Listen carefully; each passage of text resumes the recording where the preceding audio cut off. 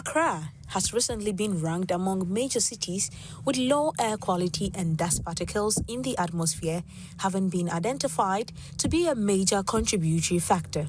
The dusty roads here, coupled with the ongoing road constructions, have significantly led to air pollution, raising environmental and health concerns for residents. Enoch, a resident in the Ashaiman Constituency, recounts a unique incident where a pregnant woman unexpectedly went into labor and gave birth in his car due to the bumpy nature of the road. From Committee 22 Annex to Washington, the nature of our road is unbearable.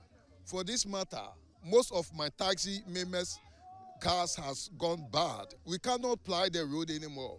So we see that passengers, when they are coming, they don't even get a car anymore. Someone has ever given, and it's for the whole day. Because of the blood, I have to go to the watching base it even take me 2 days. And this is unbearable. So we are telling the MPP government that his enemy is the DCE. This is the cause that it make a lot of pregnant women give birth in our car, 21st century. And you see the nakedness of the woman, the next time you cannot even see your face. This is unbearable. Some residents say the municipal assembly are to blame. From here to this Washington, it's just a 5 minutes drive, but you can spend almost an hour on this road. The road is very, very bad. Is to the extent that at the time when you are going to the work, you have to be taking the other road, passing through the diverted road. I personally reported this issue to Assembly several times, especially some of the place when you go to some place down over there. You see that the house, the bathing water, they allow the bathing water on the road. Instead of the Assembly to tackle those issues, the Assembly are not doing anything. At the time when you go to Assembly, when you report to the Assembly is expecting you to give them money, to carry them with your car before they come and do their work. This is very terrible. So we are calling the government of the day to tackle this issue before 2024 election. If government doesn't do anything about this situation, we are expecting to, mobilize the area people so that we will vote against the government of the day. The main road connecting Ashaiman to neighboring communities in the Ashaiman municipality has long remained untarred. Residents have been recounting their experiences about the impact on their daily lives. Ashaiman is in a very deplorable state, and no one to be well responsible. We are only our DC responsible, that he is capable of doing this. You can see they just came and do it just last week, and they should pour water on it. The revenue that Ashaiman is taking is not small revenue. The MMC, we heard that the president has removed some of the MMDCs. So we are urging the president to remove this our archery. He's not doing anything for Ashaiman. You can see why Ashaiman, are we not in Ghana? Look at the people have closed their stores. People don't know what to do on this road. When you go to the MP, he will say this. The MMDC will say this. The day these people came here to grade this road, we told them that when they know they cannot do the road, so they should leave it like that for us. Then they say, oh, they are going to do it. So we should give message truly to the government. Always it's just dust. Dust. See how my bikes are. Because of the dust, I can't sit down to work. This is not how my body to be, but it's about the dust. So please, we plead them to come and do Ashaiman road for us. This roadway is one of the major roadway is Ashaiman here. Apart from this road, you know Ghana road. If you want to go Kube Chrome, where to Apollonia down, go come off for Medina Road to Akuse and things, or it be this road. If you no use the main Afarwa road, it be this road where they use. So, but yeah, you can see the road, see the way the road dey. And before say, if you know be like this way, they be manhole where they here. If it's a say portals, it be lie. It be manhole pan where they here. And we dey suffer for the road. Our gutter self, this one self, it be like a good small. They can't join inside. We ourselves will join inside. Like if you know be so, the flood will go happen for if rain fall. With the back there, make the watch. You know we say NDC and LPP. It be Ghana. Residents in the two constituencies disillusionized by the persistently poor road conditions, have threatened to refrain from voting in the upcoming 2024 general elections if the roads remain unfixed. No road, no vote. When a main road from Afariwa, Ebesin ko Madina, and so she said they are queen ye. Sir, Oman be ye queen we are my no votes. Yes, a man no. Rejoice Semefak Pesos report. So what you just saw right now is the state of Ashaiman, where we had a report from the members in that constituency telling us about the deplorable state of their roads and issues that affect their lives and livelihoods right now. Constituency Lines will bring you up to date on what is happening in the constituency and also bring you the personalities who desire to lead you in the House of Parliament to pursue projects, to pursue contracts, to pursue developmental projects that would necessarily bring elevation to the constituency. So this morning, we are centering our focus, our lenses on the Ashaiman Constituency. We'll be speaking with the incumbent MP, who is in the person of Dogbe, NS Dogbe, who will surely be joining us on Zoom. But in studio with me is in the person of Justice King Essel, who is the MPP parliamentary aspirant who we're speaking to here. He is desiring to go into parliament at the back of this current incumbent, NS Dogwe, who has been in parliament. And many of you who are assessing his performance, let us know. You join us on Zoom and also call into the show. Let us hear what you have to say, especially if you are staying in Ashaiman. Ken, it's good to have you on. Yeah, good to have you too. Good morning. Good morning. Good morning. To our cherished viewers and listeners. Great. How is the campaign going? Campaign is fine. We are driven by the passion to serve our people. Ashaiman is a place that we call our home. We grew up in the space. We were born and bred in the space. So looking at Ashaiman in its deplorable situation, our roads are bad. Everything is always in some kind of disarray. And the best we can actually do is to come on board and see how we can all support to give Ashaiman the image that it deserves. You're saying the image that it deserves, the current MP there. You have been observing from the opposition lens. What do you make of his project and also since he came into office so far, his performance in the constituency? 8 years in power, 8 years leading people. Visibly, I don't know what I can say that he has been able to do because even for those of us who are not even leading the people in our own small way, we managed to connect roads, linking one community to another in Ashaiman. You did that? Yes, we did that. If you go Which road specifically? If you go to the official town, the road that leads from my school, King's College area to Newtown, I did a bridge. It wasn't a road that was linked. It was a footbridge. But I managed to do a whole concrete and apply the road. And I still continue to keep that road more trouble. In Lebanon area, Zone 4, where I have one of my houses, I did the same thing. And people use the place every now and then. You go to the only hospital we have in Ashaiman, I managed to donate mattresses to them long before even this time. What I expected actually is that for somebody who has the opportunity, I mean, you are blessed with the opportunity to lead us, you should be able to do something better than individuals who are not even in that kind of power. Because, why am I saying that? You represent us, you oversee activities of government, and you also legislate. I don't know in these 3 years, I don't know which of the 3 areas he has been able to... what would you have done differently if you were to be in that position? How that you're aspiring to be in that position, actually? First and foremost, Ashaiman actually needs to be branded. If you enter into Ashaiman from the motorway enclave, we saw the beautiful work that Rahim, one of our own sons, have done with the China Mall and that area, giving it a very beautiful look. Beyond that area, through to Ajokojo enclave, we need to make it look a bit more nicely. We could plant trees around and make a green park just to depict the kind of image we want to sell. Ashaiman is not looking too fine, but it does not mean that Ashaiman is that bad. But if that is the frontage of the Ashaiman, then we should be able to make sure that it's looking really very good. That is one side of the thing. Secondly, on the issues of our education, and that's why we went into education actually, we should be able to help some of our brilliant students after SHS who have scored. You see somebody getting 6 A's and cannot get money to continue. We should be able to use some of the common fund to support some of the students into areas like engineering, medicine, so that we can come back to support their community. It's another area we should be looking at. Our market women, no engagement. Mm-hmm. When you go to visit them, you don't even understand their issues. So you're wondering, how do you even advocate for them or lobby for them?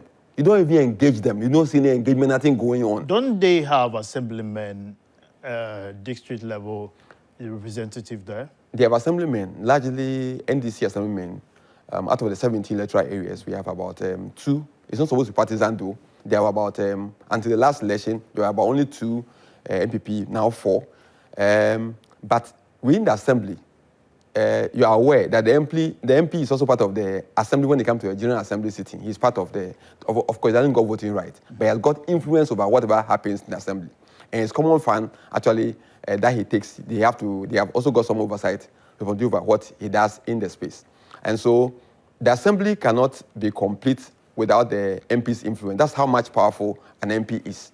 And so he has quite some enormous power that he's not using to our advantage. I mean, we have seen him before he came in, and they will complain and say, because his government is not in power. I don't know what that actually means. If you know government is not in power, why stand and say you want to represent the people?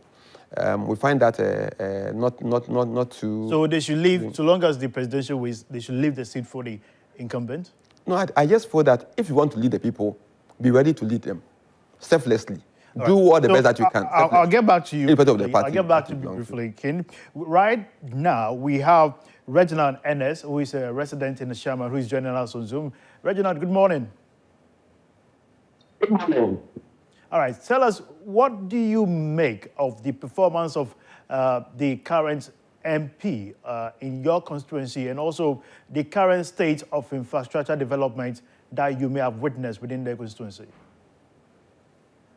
Well, good morning to your listeners once again. My name is Reginald, and most of them call me Chama Reggie. The state of Ashaiman is in a mess. And the MP is a good brother, though, but I think his performance is not quite good. I don't think he's a lobbyist, because we've seen other areas, other communities, other constituencies that have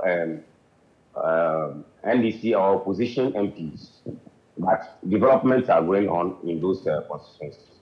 But when it comes to Ashaiman, it was a mess when this government took over, and it's still a mess till today. So they've done the road at a point, but I can't give credit even to the current government that much. It's not really helping. And most of the assemblymen are all mostly NDC people, and I don't see much from them. And as what do you make of, where do you make of the unemployment situation and also the standard of educational infrastructure in the constituency? Well, the unemployment rate in Ashaiman is very huge. So day by day, everybody is trying to do something to survive. That is how come the crime rates in Ashaiman, though it has reduced drastically, but it used to be very crazy. Yeah, many of the guys are not really doing anything meaningful. They are trying to survive by day, with the menial jobs. And the education infrastructure, we have many. I think that Mr. Justice, Honorable Justice, is a school owner, a big one, of course. His family even owns a school. And he's doing best for himself and the community as well. That's what I say. All right, and as we are grateful for your time here, we'll get back to you also. So if you're watching us anywhere in Ashaiman, it's an opportunity for you to speak Please, I want to come again. You see, what Ashaiman need now, you see, from the main road that is linking Ashaiman Market to Zenu, Atadeka, that road needs to be dualized because it can take you an hour or two in that traffic, and the road is just very small for us, and it's creating a lot of inconvenience. But with the MP there, the least said about him, the better. What he knows doing best is running to court in the name of procurement breaches, giving Ashaiman attention. But the least said about him, the better. I'm sorry. All right. Thank you, Reginald, for that update there. So if you're also living in Ashaiman and there are key developmental challenges, kind of highlight it for us here on the show. You can join the Zoom and also call into the show as well. We'll hear from you shortly. I'm here with Justice Kin Essel, who is the member for the MPP, aspiring to get into Parliament coming 7 December this year. If you're also watching us, the incumbent who is in the person of Norbert Nogbe, Ernest Nogbe, who is also who is likely to join us on Zoom. We're trying as much as possible to bring him on to tell us what he believes gives him the chance to also venture back, depending on what he has done in the constituency. We'll also bring you shortly where the presidential aspirant for the presidential candidate, actually, for the MPP, Dr. Mahmoud Bawumia, who is filing this nomination at the Electoral Commission. We'll bring you that shortly. Once we get that feed, we'll bring it to you live here. So let me go back to Kin, who is here with us in studio. So you heard from Reginald telling us, actually highlighting some of the things you've done. Nonetheless, would you say, especially on the case of unemployment, nothing has been done so far? Are there not factories? Are there not development? Are there not industries within the district? Okay, so Ashaiman actually was a community that was built on the back of Tema. So in the early 60s, when the Akosombo Dam was built, and then 62, we did the Tema Harbour, factories in Tema started springing up. So a lot of people, influx of people came into Ashaiman to actually work in the factories, mainly as laborers. So the middle level management people were in Tema, and that's about how Ashaiman grew up. And the nature of the rush brought about some level of slum. There's no two ways about that. But over the period, you know, the Tema industrial enclave had gone down. And so most people you find in Ashaiman, other artisans and doing, they're trying to drive in, trading, have become the mainstay of the people. So Ashaiman has become noted for, so Ashaiman has one of the biggest lorry stations, for example, within Greater Accra. And the market is also quite a big market. Unfortunately, with a place like that links up the whole community of Bunkatamanso, Adenta, Medina. There's a route that goes and we're able to connect to the eastern region easily. The road is, as it is right now, need to be expanded. We need a dual carriage, no two ways about it. From the traffic light through to Katamanso should have been dualized. Then we can be able to get a reduced travel time for economic activities, and that will boost businesses. We don't have a lot of factories. We don't have factories in the space. In fact, we don't even have the high tension to support any serious industrial work. But we could do simple processing, and then so if the citizens of Ashaiman get educated, they could still be in the space and provide other services that are essential and contribute their quota to Mother Ghana. And so for me, I believe that we should give our children that opportunity. And that's why some of us went into education, to get our children to some of the best schools in the country, which we have done. Some have moved on to the university, and some are working in quite enviable positions. Except that when these students rise to that level, they do not find Ashaiman conducive for habitation. Much of the old Ashaiman have problem of poor housing system. The rooms are small, you don't have toilets, you don't have bathhouse, you have to queue at the public toilet, and it has been too good. And so one of the good things that this government did actually was to build a central sewage system. It's a huge project. And with that, many houses can connect their toilet to it without building manholes. Okay, before we delve into any other development, your presidential candidate, that Dr. Mahmoud Bamia, is filing his nomination at the Electoral Commission. So we are taking you there live for you to see what is happening there. We come back for more conversation here on the Prime Morning.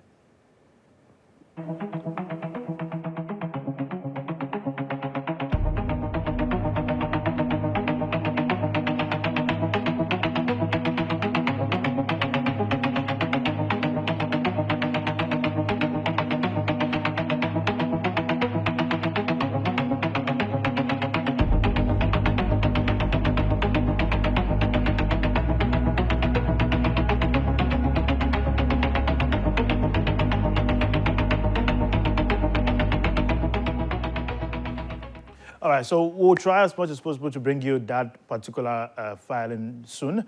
So stay tuned here and keep watching. Don't change the dial. They all miss an opportunity to witness all the presidential candidates filing from the NDC and the MPP. All of them are filing today. So don't miss it on all our multimedia channels here on Joy Prime. But before we move on, one of the key issues that was raised by SL has to do with the state of the roads and also sanitation, which is a key challenge. He said the government has been able to build a central reservoir that is now dealing waste bin that is able to deal with liquefied waste. And I think he was also highlighting on how it has helped the individuals connect to that central station, I believe so. So can you highlight on that again? Yeah, so like I was saying, so sanitation has been one of the biggest problems, and particularly when it comes to open defecation. And so one of the ways to emulate that particular problem was to see whether landlords can be able to build toilets in their homes. If you go to main Ashaiman, the land size are quite small, 50 by 50, and there'll be difficulty for people even getting place to even dig a manhole and that thing. So this government managed to get a central sewage system. Mm-hmm. It's a good one, so that everybody can connect into the system. And so the houses have to build toilets and then just connect the toilets into the sewage system, which is a good one. But beyond that, like we're talking about jobs for Ashaiman people, because must be the place habitable, we need to do something about redevelopment of our settlements. They are very beautiful parts of Ashaiman, and there are some areas that we need to help work hand in hand to redevelop. Then the hub should become a place where we can train the youth, teaming youth about. If you look at 0 to maybe 40, I think about 70-75% of the population is within that range. It's quite youthful. So any area through education, youth development, sports will be fine. Unfortunately, Ashaiman do not even have a single ASOTEF. We don't have. What do you make of the tag that people have, the perception that people have of Ashaiman, especially in terms of dealing with insecurity and also crime-related activities within that region? Okay, so those are things that happened in the past when people were the influx, when people come in the initial industrialization of Tema and whatever happened. So Ashaiman have been notorious for some of the heinous crimes and things that you don't expect them to do. But Ashaiman in recent times has have crime controlled. I mean, if you look at the rate of crime, Ashaiman is doing very well right now, except that we need to maybe lighten up the community a bit more, open up the place a bit more, and it's a safe place. If you're outside Ashaiman, because of its past record, you will feel that if you come into this place to be a den, it's a den of criminal, but it is not so. It's a very fine, hospitable place. That this morning we have information that a gentleman unfortunately has slaughtered a lady and her son this morning, and a child, unfortunately, this morning, and that is currently all over the place. Are there not enough police stations, or there is more to be done? Okay, so there are quite a number of police stations and then in Ashaiman, but this is the issue.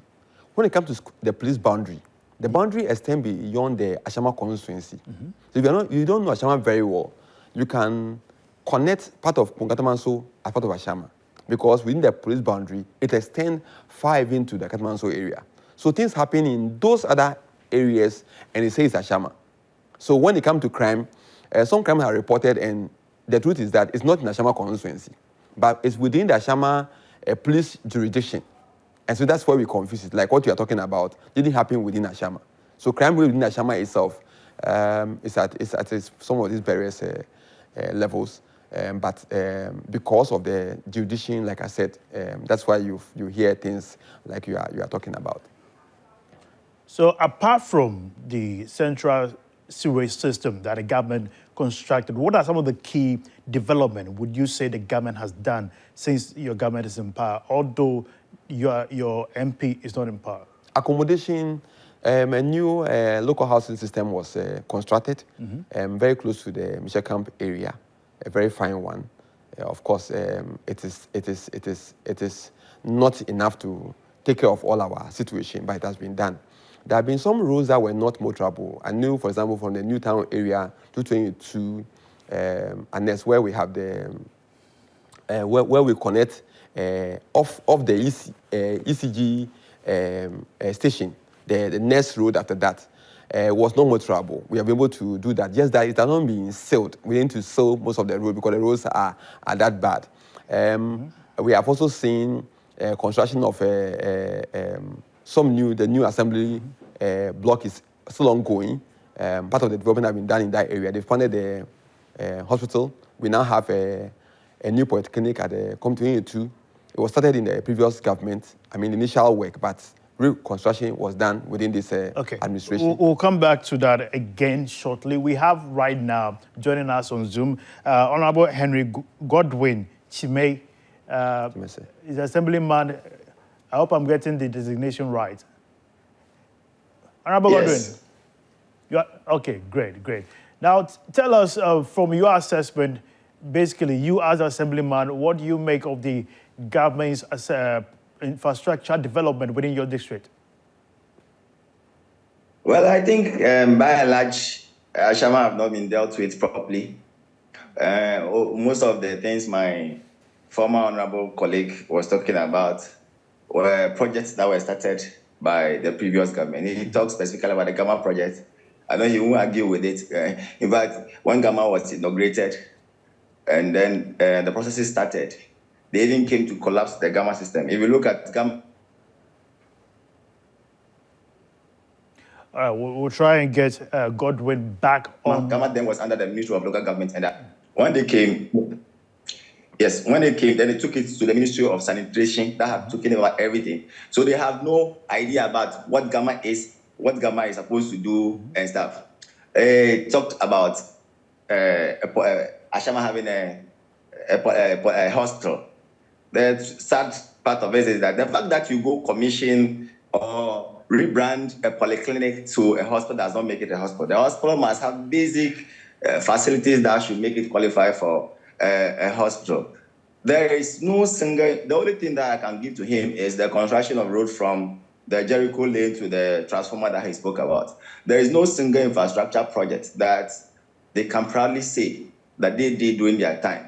So are you saying all the things he mentioned here, apart from the hospital and the Gamma project, there is no project that you can pinpoint and say the government has instituted in that constituency? You see, when we talk on TV and on radio, we still come back to the same community. So it's important that people know what the real facts are. He talked about affordable housing at COM22. Please ask him if there is even one single Ashaiman resident that is benefiting from that affordable housing. Somebody has come to land grab the small remaining outlets of land that we have in Ashaiman and giving to somebody. And then they are making money out of it. And we still rub salt in the wounds of the community and tell us that that is an affordable housing. Affordable housing for who? For who? So it's a sad one. And he also talked about the ongoing assembly halls. Honorable Godwin.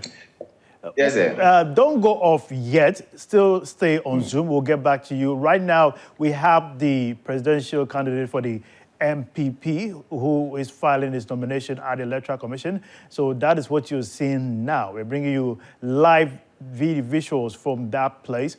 So you can see the key party leaders there who are all present. You'll be witnessing it right now, so don't leave the channel.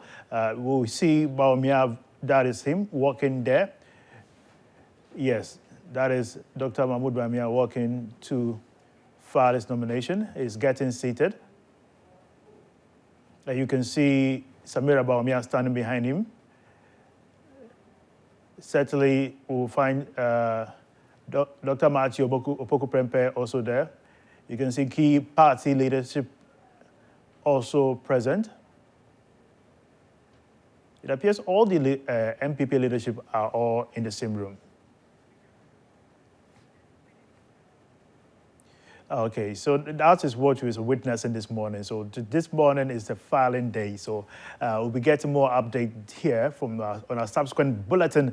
Now let's go back to Godwin, who is speaking on the current state of Ashaiman. Godwin, if you're still with us, you were making a point about the state, whether indeed all the facilities that was made mention of by Justice are not really habitable by real Ashaiman residents. Yes, so I think that one, it's a settled argument that he will consider that there is that affordable housing is not for the people of Ashaiman. It's for and what is affordable for the people of Ashaiman, you know. So we can leave that one aside. But the point is that virtually every monumental infrastructure facilities that is done across the municipal assemblies or constituencies are done by central government. In our case, where our IGF mobilization is a bit low, we expect central government to be doing more than. If you come to Ashaiman and ask the people of Ashaiman, what is their number one problem in Ashaiman? Apart from the cost of living, they mention roads. There is not one single motorable road in Ashaiman. And the previous normal road maintenance that we used to do, currently as we speak, that has stopped. And it's very bad. Okay. So when you ask me bit of infrastructure in Ashaiman, and other member will mention a few. Okay. Godwin, those were done by the former government. We sincerely appreciate the fact that you made time to join us here on the show. Let me take a 15-second, really briefly, last words from Justice, who is here with us before we go. Yeah, so I'm happy that Godwin also shares the fact that there have been some development. As to whether everybody can afford what is affordable is another matter. The truth really is this. When you represent the people, there are key things that we should see you doing. We should see you engage a lot. We should see you lobby for them. We should see where you are advocating for them. These three things are all missing. Okay. Our current member of parliament for 8 years hasn't demonstrated that he can do all these things. We know how he came in, and we know what his state is now. It maybe his life has improved, but not the people of Ashaiman. It's about time that we ask him to stay back as we get a new face to lead the people. All right, thank you very much. That new face is Ashaiman. For Ashaiman is the homeboy. Well noted. Justice Esokin is with the MPP aspiring to go to the House of Parliament. We initially had wanted to get Norbert Dogbe here on Zoom as well, but unfortunately we couldn't reach him. Surely constituency lines will be coming here on the show throughout the week. Make sure you tune in. We'll be taking a short commercial break. When we come back, we have more exciting interviews here for you on the show. My name is Winston Taki. Stay tuned.